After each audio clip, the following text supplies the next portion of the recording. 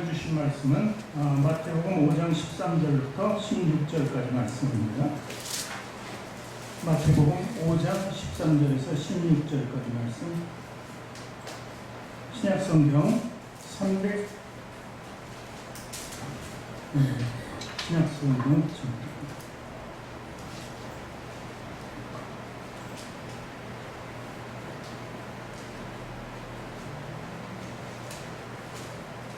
(6페이지에) 있겠습니다. 신약성경 6페이지에 있는 마태복음 5장 13절에서 16절까지 말씀.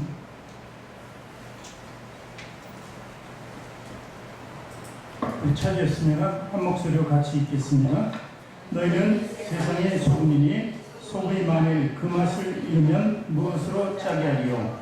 후에는 아무 쓸데없이 다만 밖에 버려져 사람에게 밟힐 뿐이니라. 너희는 세상의 빛이라. 산에 있는 동네가 숨겨지지 못할 것이요 사람이 등불을 켜서 말 아래에 두지 아니하고 등경 위에 두나니 이러므로 집안 모든 사람에게 비치느니라. 이같이 너희 빛이 사람 앞에 비치게 하여 그들로 너희 착한 행실을 보고 하늘에 계신 너희 아버지께 영광을 돌리게 하나. 아멘. 두 손을 가슴에 얹고 서로 따라 고백하시기 바랍니다. 하나님께서는 나를 사랑하신다. 하나님께서는 나를 존귀하게 여기신다. 하나님께서는 나를 축복하신다. 하나님께서는 내 문제를 해결해 주신다. 믿음의 고백이 되셨습니까? 아멘. 우리 앞뒤 저로 계신 분들에게 인사합니다. 주님의 사랑으로 사랑합니다. 주님의 사랑으로 사랑합니다. 사랑합니다. 사랑합니다. 사랑합니다. 사랑합니다. 다시 한번 주님의 이름으로 축복합니다. 주님의 이름으로 축복합니다. 사랑합니다. 축복합니다.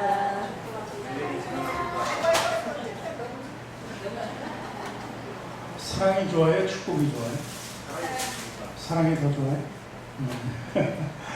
둘 다 좋죠. 하나님께로부터 나오는 거니까. 오늘은 세상의 빛과 소금이라는 제목으로 은혜를 나눌까 합니다. 너희는 세상의 소금이다. 너희는 세상의 빛이다. 이러면서 이 모든 것을 왜 그렇게 할까 하는 것을 보면 아버지께 영광을 돌리기 위해서. 세상의 빛과 소금이라는 것은 바로 이 세상을 두고 우리에게 사명이 있다는 것을 얘기합니다. 그래서 소금에 대해서는 소금의 사명이 우리에게 있는 것이고 빛에 대해서는 빛의 사명이 저와 여러분에게 있는 것을 오늘 얘기하는 것입니다. 주님께서는 이 소금 그리고 빛에 대해서 우리에게 말씀을 주시면서 이것은 모든 사람들에게 영적인 삶에 필요한 것이라는 것을 분명히 보여주고 있는 것입니다. 그러니까 믿는 사람들에게는 빛과 소금이 제대로 역할을 하지만 믿지 않는 불신자들에게는 이 빛과 소금이 저들을 무관할 수밖에 없었다. 물론 삶에는 필요하지만 영적으로는 그들이 주어지지 않는 삶에서는 다 쓸모없는 것과 똑같다는 것이죠. 로마의 역사 폴린이라는 사람은 소금 그리고 태양 이것은 사람에게 유익을 준다 이 정도로 얘기합니다. 그런데 그 뜻은 사실 이 태양은 빛을 의미하는 거기 때문에 소금과 빛은 절대적으로 사람에게 없어서는 안 될 것이라는 것을 이야기하는 것입니다. 그러면 소금이 어디서 나옵니까? 소금의 근원은 어디 있어요?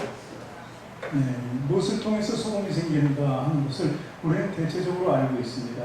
바닷물로 바닷물을 마르게 해서 이제 소금이 되는 것이죠. 마르고 나게.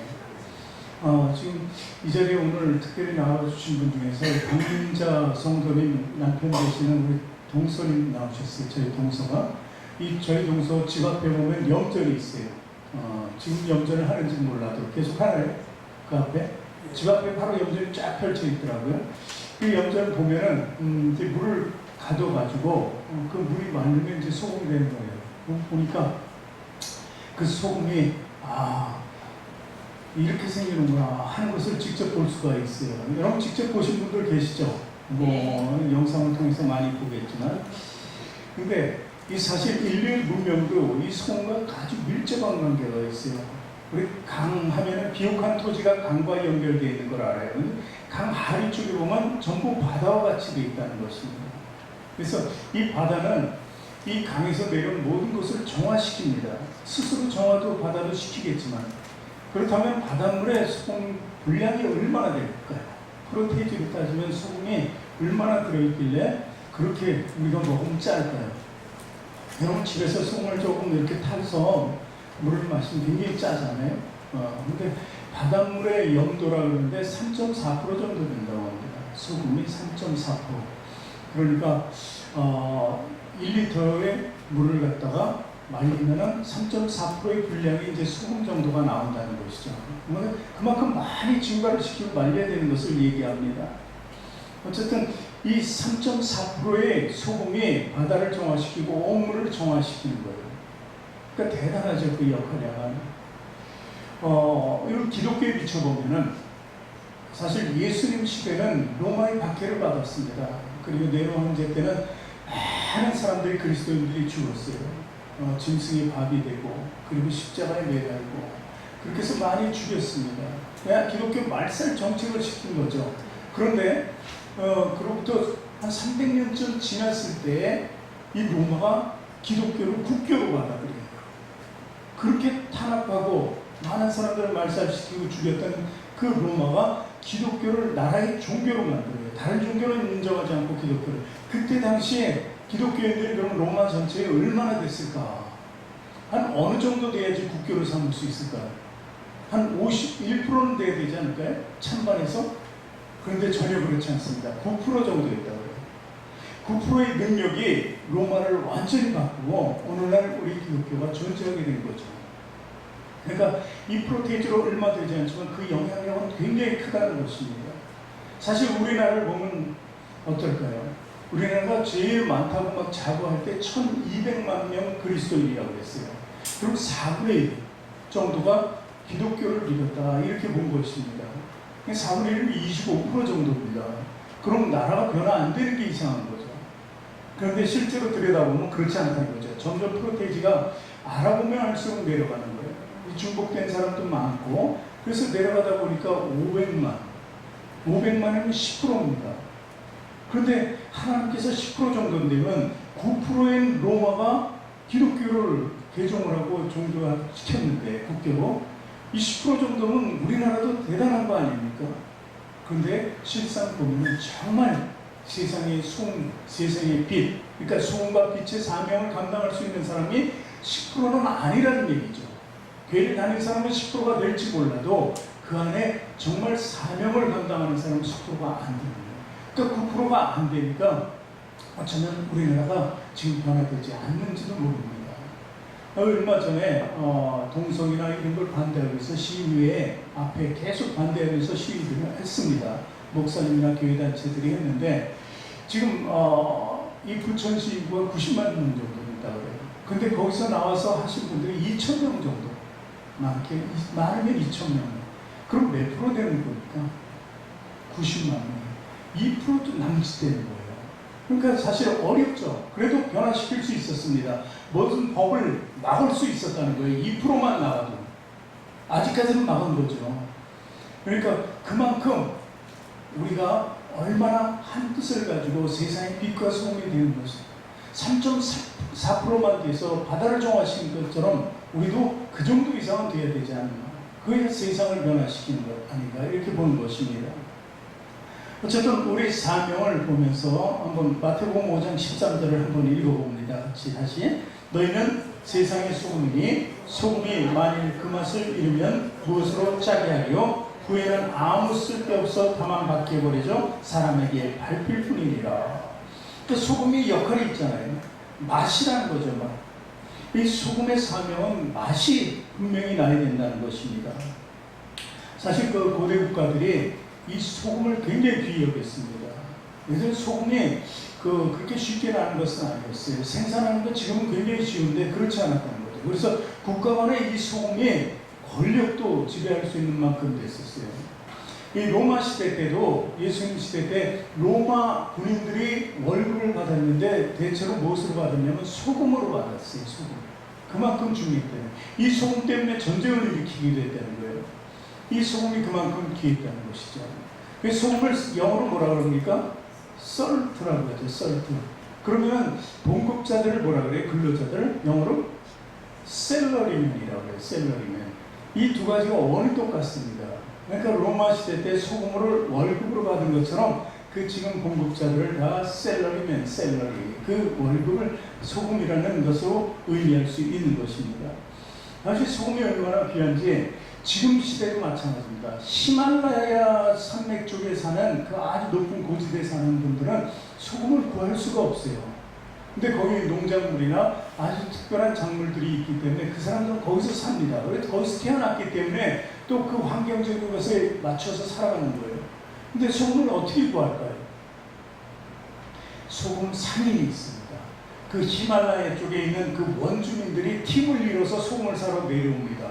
아주 험준한 길을 내려요. TV로 보니까 굉장히 험준하더라고요.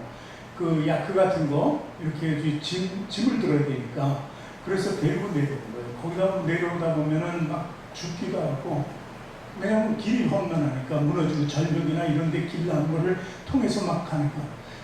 그런가 하면 상인들은 또 아래에서 그것을 향해서 올라가는 거예요. 그러니까 반은 내려오고 반은 올라가는 사람들이 모인 곳에 이 상업지가 형성이 돼요. 그러니까 다른 게 아니에요. 돈을 주고 받는 것보다는 물물교환으로 이루어집니다. 거의. 그래서 이것을 이제 상인들이 소금을 가져가고 애써서 그 소금을 특수작물이나 그들 공부를 가져가서 이제 돈으로 바꿔서 이 사람들은 생활하는 거죠. 그 여정이 서로 한 달 이상씩 걸려요. 내려오는 사람이나 올라가는 사람들이나. 근데 그 날을 맞춰야 되기 때문에 그렇잖아요. 장이 늘 있는 것은 아니고 날 맞춰서 딱 만나는 순간 장이 형성되는 거예요. 그러니 그 소금이 얼마나 귀합니까? 근데 우리가 보니까 소금이 얼마나 귀하다, 정말 귀하다 이렇게 느낍니까? 그렇게 느끼지 못하죠. 지금 소금 한 포에 저기 그 신안에서 한 6,000원, 7,000원 할까요? 20kg에. 저희가 이렇게 그 20kg짜리를 매입해 보면은 한 6,000원, 800원, 7,000원 이 정도 되더라고요. 그러니 엄청 싼 거예요, 20kg에. 쌀은 20kg에 5만원 정도 하는데, 소금 그 정도 가자. 그리고 쌀은 먹을 때 한없이 들어가지만, 소금은 한없이 들어가는 것 아니에요. 작은 분량이 들어가요. 그러니까 굉장히 싼 거예요. 근데 그 가치는 엄청나게 위대하다는 것을 우리는 알아야 돼요. 맛을 내는 순간 그 변화는 오묘하잖아요. 여러분, 김장하거나 배추김치 담을 때 소금을 넣으면 배추가 확 죽어서 절여지잖아요. 아주 잘 절여지지. 소금 역할도 적당히 해야지 짜지 않고 아주 맛을 잘 낼 수 있습니다. 그리고 모든 것이 우리가 먹는 음식이 똑같지 않습니까? 그래서 맛있다 하는 것은 그 소금의 간을 잘 맞추는 것이라고 이렇게 볼 수 있는 것이죠. 그러므로 우리는 만약에 우리가 세상의 소금이 되려면 그 맛을 낼 수 있어야 돼요. 맛을 내려면 어떻게, 뭐가 필요합니까? 소금이 일단 들어가서 소금 그대로 있으면 안 되죠. 녹아져야 된다는 거예요. 녹아져야 돼요. 어떤 희생을 필요로 하는 것이 바로 소금이에요. 소금이 녹아지지 않으면 그 맛이, 물론 부패를 방지하기 위해서는 안 녹고 있는 것이 좋지만 그래도 녹기 때문에, 녹아서 같이 있기 때문에 부패도 방지되는 것이죠. 그러면서 생선 같은 거는 또 간이 된다고 얘기를 하는 것이죠. 이 소금의 역할은 녹으면서 그 사명을 감당한다, 이렇게 볼 수 있는 것입니다. 그러니까 그리스도인들도 마찬가지예요. 그리스도인들이 세상의 소금이 되기 위해서는 세상에 대해서 녹아져야 돼요. 우리 희생이 전적으로 필요하다는 것입니다. 제가 가치는 굉장히 가치가 없어 보인다는 거죠. 소금을 보면 그리스도인들이 맞아요. 세상 사람들이 볼 때는 별로 가치 없어 보여요. 왜 저러고 다니까 이 정도밖에 되지 않아요. 그런데 그렇지 않다는 거죠. 우리가 녹아지는 그 가치는 예수님의 가치예요. 예수님이 우리를 위해서 희생한 거예요. 우리를 위해, 나를 위해서 소금의 역할을 감당했던 거예요. 그래서 내가 그분의 녹아짐을 통해서 내가 다시 태어난 것처럼 세상 사람들이 우리를 가치 없게 보더라도 우리는 녹아지는 위대한 가치를 그들에게 선물로 준다는 것입니다. 그래서 우리 소금은 맛이 필요하다는 거죠. 그래서 세상의 소금이니 소금에 영적인 진리가 있는 거예요. 어떻게 보면은 세상의 소금이라는 것은 더러운 것을 정화시켜요. 깨끗하게 만들어주는 역할을 해요. 우리도 마찬가지잖아요. 전에는 어둠 속에 있었어요. 죄악 속에 있었어요. 그런 속에 있었지만 그 소금의 역할을 하는 예수 그리스도를 만나고 우리 거룩한 사람이 됐고 의로운 사람이 되었다는 것입니다. 이렇게 변화된 바로 영적 진리예요. 소금의 진리. 또 소금이 되기 위해서는 세 가지가 필요하다고 합니다. 두 가지는 제가 알겠는데 한 가지는 잘 모르는데 그래도 세 가지 필요하다니까 얘기할게요. 첫 번째는 염전이 필요해요. 염전이 없으면 소금을, 물론 우리도 소금을 생산할 수 있어요. 막 일을 많이 하면 땀이 나잖아요. 그 땀을 또 말리면 짭짤하잖아요. 근데 그것은 쓸 수가 없는 거예요, 사실. 그렇지만 이제 정말 우리가 취할 수 있는 소금을, 좋은 소금을 구하려면 염전이 있어야 된다는 거예요. 그 염전이 바로 교회입니다. 우리 교회가 있어야 되는 거예요. 무슨 바탕이 있어야 된다는 거예요. 두 번째는 뭐가 있어야 돼요? 태양이 있어야 돼요. 빛이 있어야 돼요. 이 손과 빛은 또 떨어질 수 없는 관계인 거예요.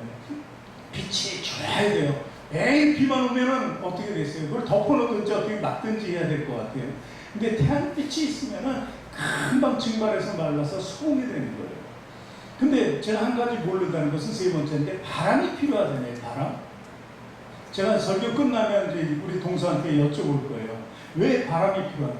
바람이 어떻게 부냐에 따라서 소금의 질도 좋아질 수도 있고 그렇다는 얘기를 해요.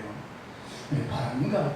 먼지가 많이 들어가서 모르겠어요. 나중에 저는 물어볼게요. 제가 물어봐서 가르쳐 줄게요.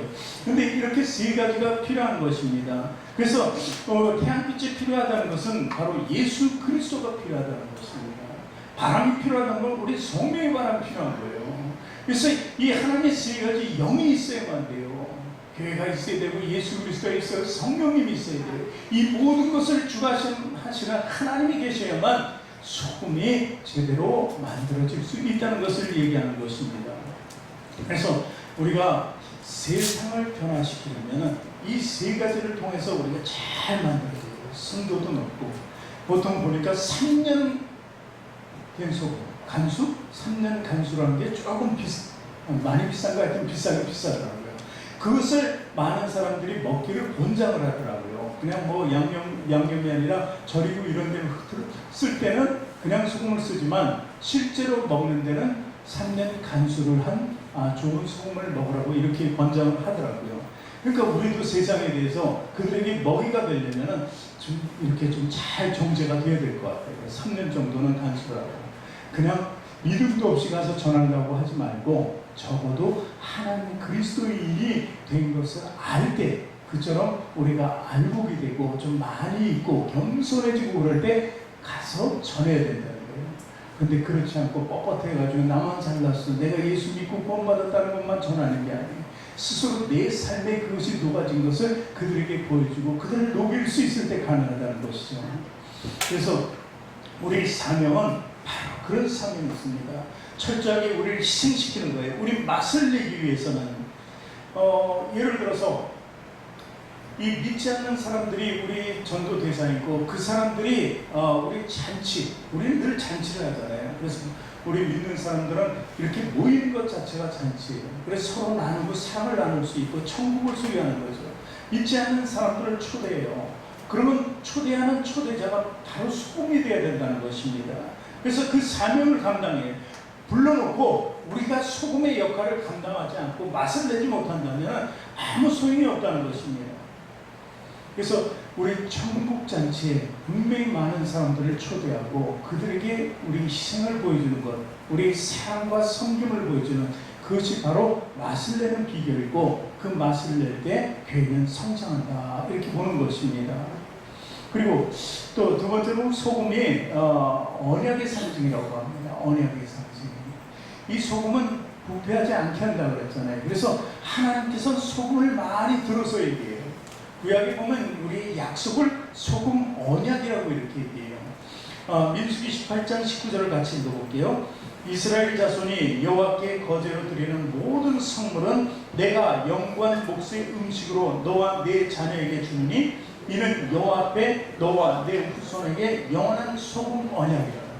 이 소금 언약은 반드시 지켜야 할 변할 수 없는 약속이라는 것입니다. 부패해서는 안 되는, 썩어져서는 안 되는 거예요. 약속을 어겨서는 안 된다는 것이 바로 소금의 언약이라는 것입니다. 우리는 하나님과 그 언약을 맺은 거예요. 그러니까 우리가 소금이 된 것입니다.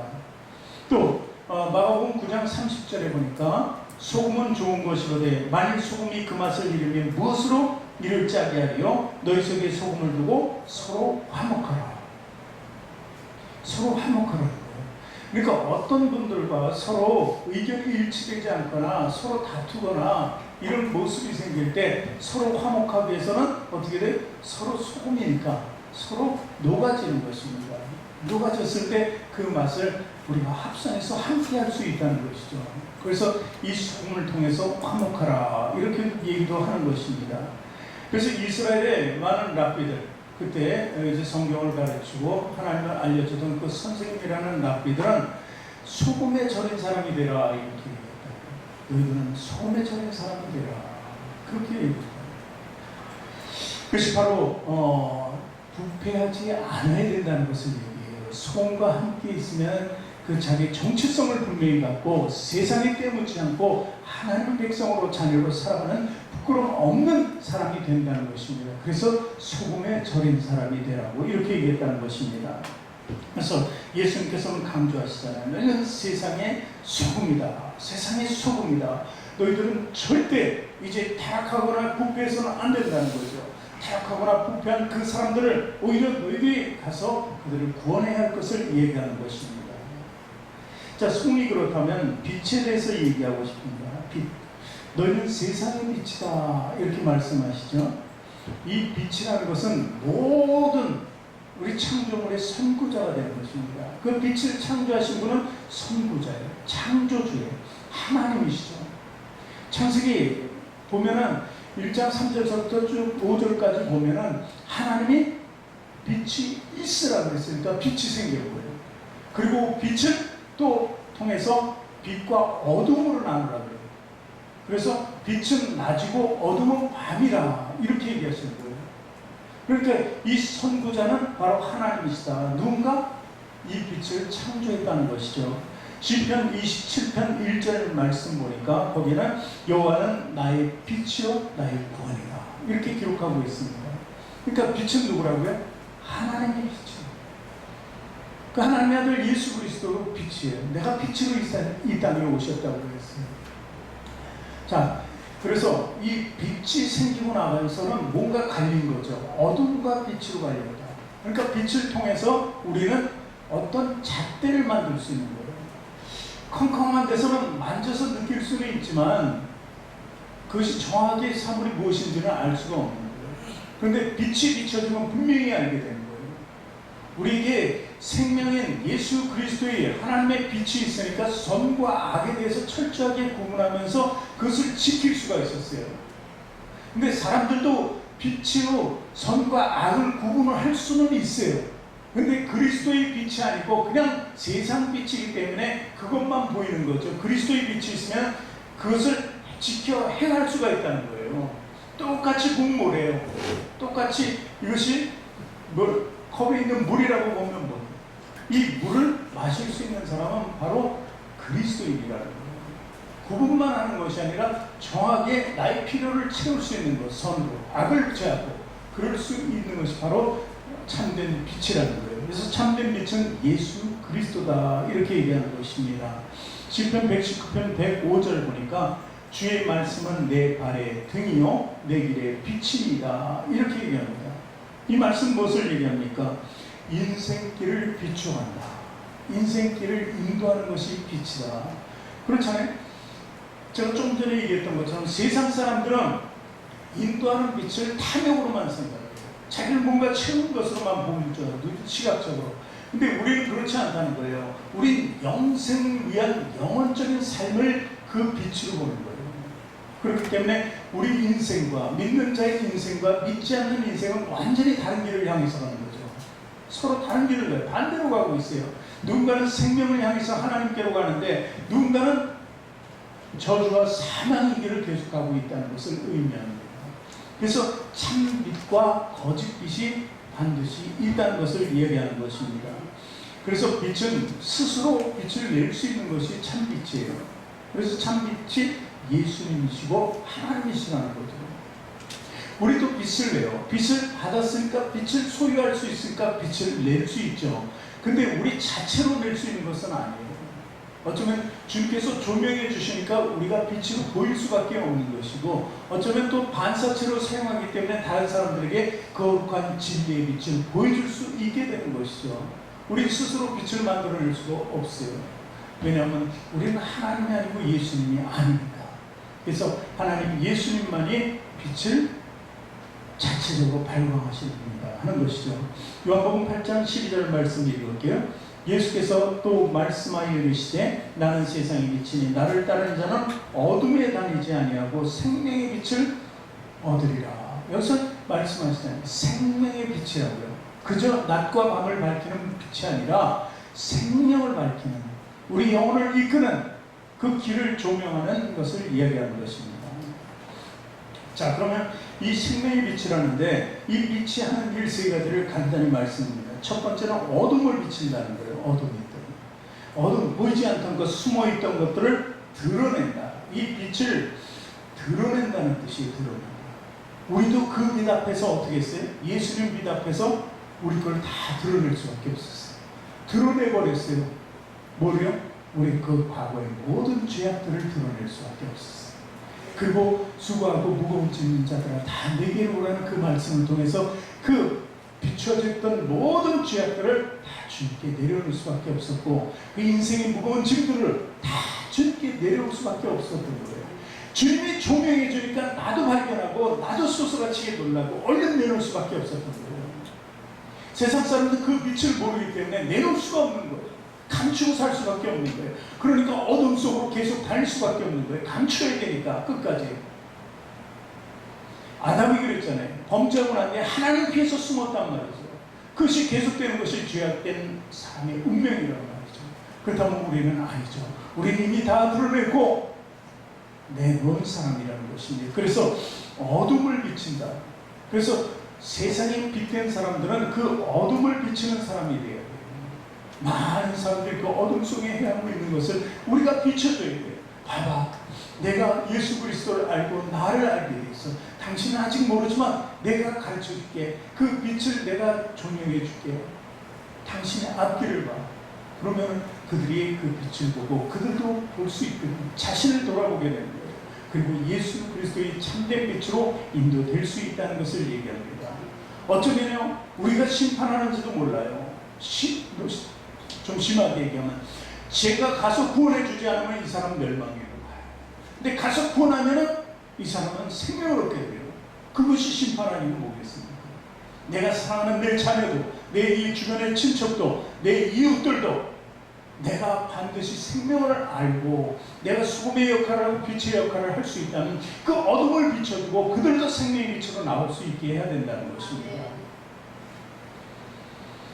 두 번째는 빛은 따뜻함을 줘요. 밝기도 하지만 따뜻함을 줘요.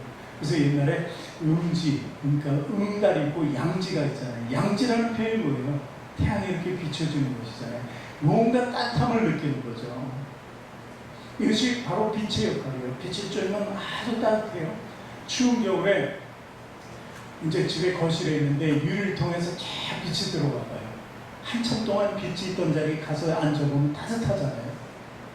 그 따뜻함이에요. 그러니까 뭔가 나의 그 춥고 그리고 떨고 그 외로웠던 모습을 그 앞으로 가져가고 싶게끔 만드는 것이 그 빛의 역할이라는 거예요. 그 따뜻함을 우리가 가지고 있었던 거예요. 예전에는 우리도 냉정했어요. 차가웠어요. 따뜻함이라고 없었어요. 누가 말하면 되받아치는 것이 우리였어요. 근데 예수님 만나고 나니까 그것이 다 내려지는 거예요. 겸손해지는 거예요. 겸손해지니까 내가 따뜻한 사람으로 바뀌게 됐어요. 하나님의 빛으로, 예수님의 빛으로 우리 마음, 우리 심령이 따뜻해진 거예요. 그러니까 누가 봐도 나는 따뜻한 사람, 좋은 사람, 만나고 싶은 사람, 그런 거예요.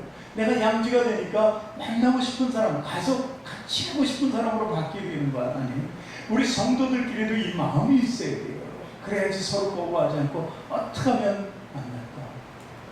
사실 우리도 지금 양지 삶을 살면서도 정말 양지같이 못한 생활을 할 때도 많습니다. 왜냐하면 우리 스스로 감추는 거예요. 바쁘고 힘들고 잊어버리고, 그러니까 모든 것을 다 잊어버리는 그 하나. 내 지금은 정말 이게 제대로 모르겠네. 자꾸만 나이 들어가고 모르겠네.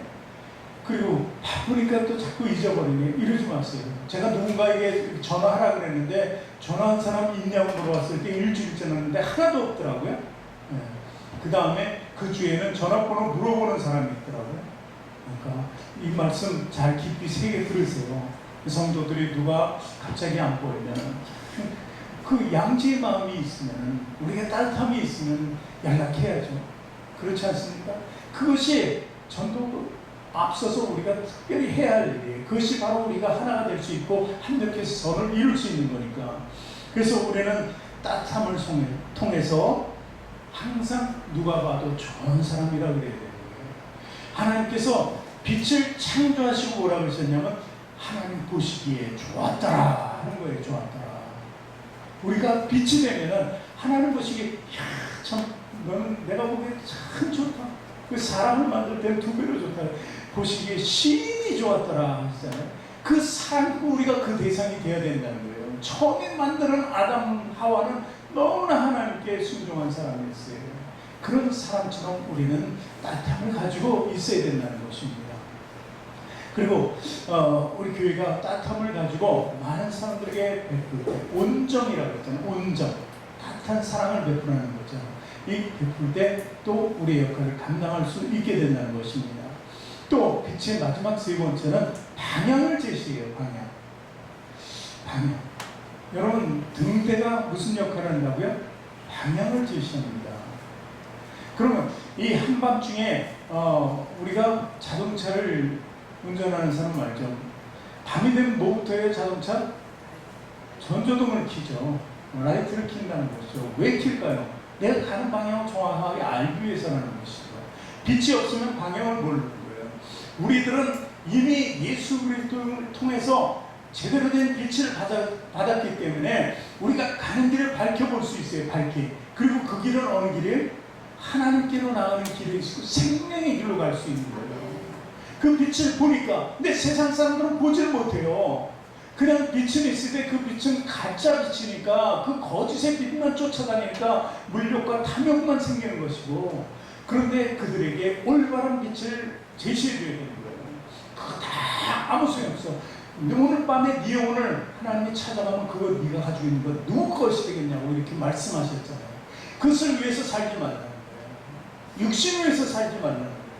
명예와 권세를 위해서 살지도 말라는 것이죠. 누구를 위해서? 내 생명을 위해서 살라는 거예요.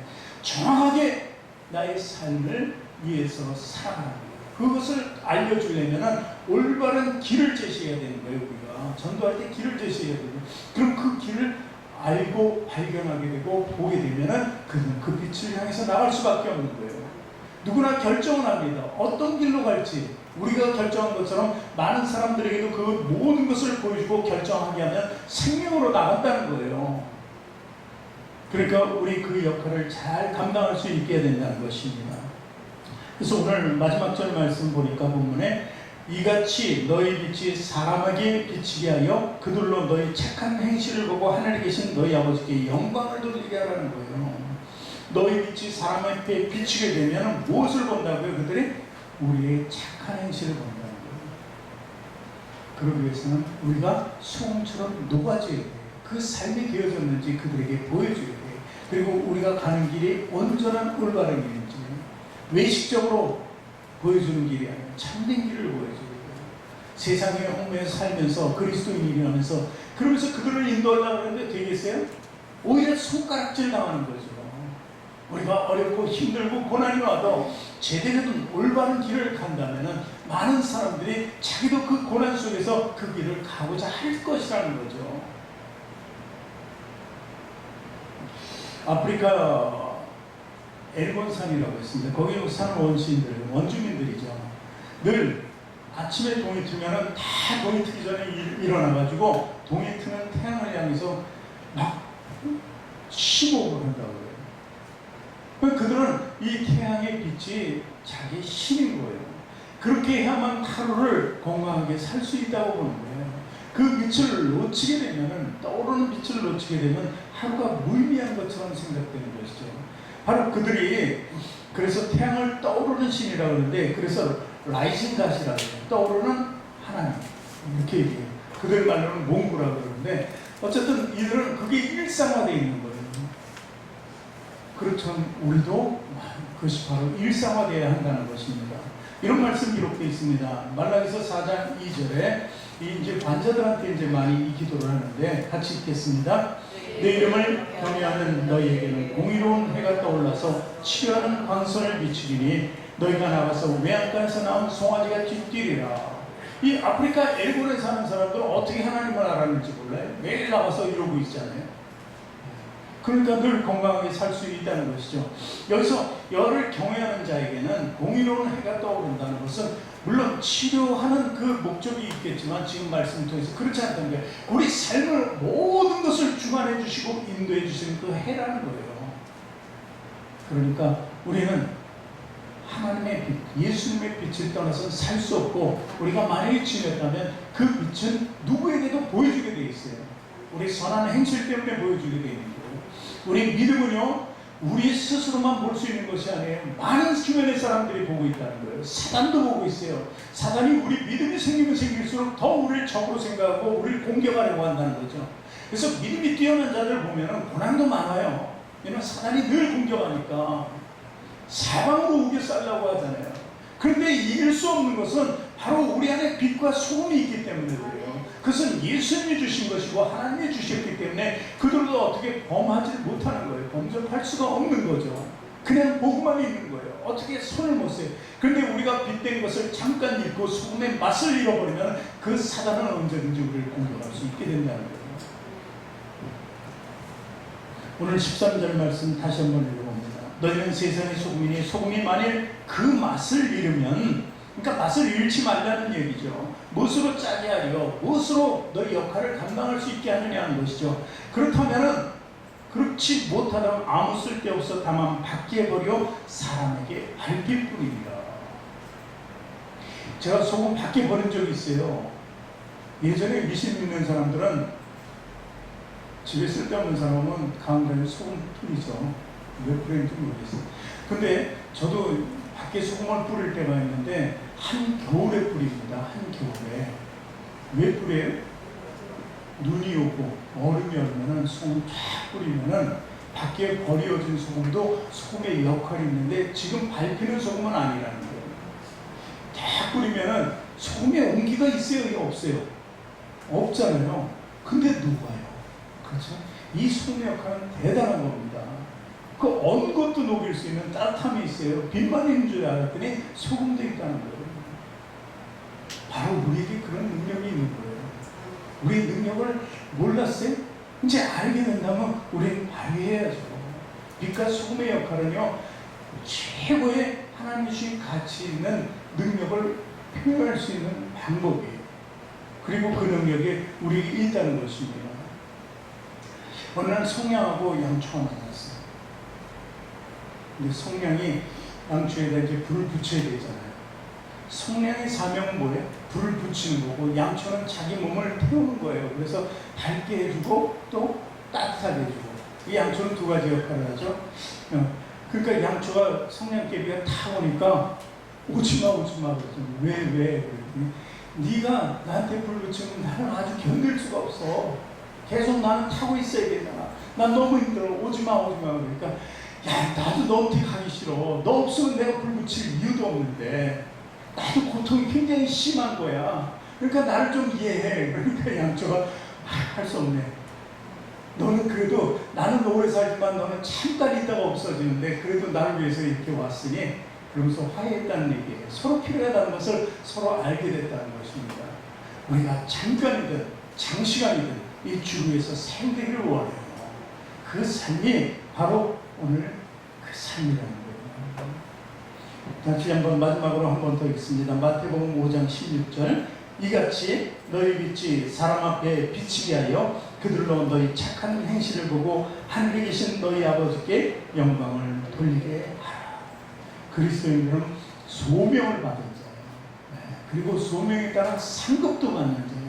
위대한 상급을 왜 받을 수 있을까요? 우리는 천국 백성이기 때문에 그렇습니다.